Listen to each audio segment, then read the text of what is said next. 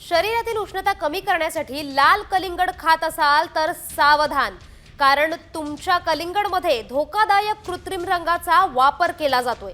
ग्राहक लाल दिसणाऱ्या कलिंगडला जास्त पसंती देतात, त्यामुळे काहींनी त्यावर कृत्रिम रंगाचा पर्याय शोधून काढलाय।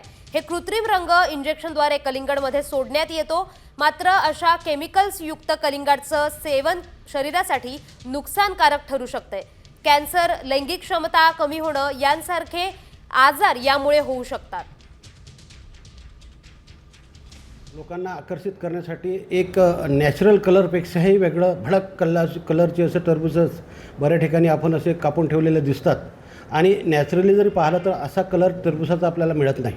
म्हणजे यामध्ये निश्चितच काहीतरी द्रव्याचा त्यांनी मिक्स केलेलं असावं, त्याच्या परिणामी हे कलर त्याचे डार्क कलर आलेले असेल आणि हे जर कलर जर माणसाच्या शरीरामध्ये गेले त्याचा निश्चितच परिणाम होतो।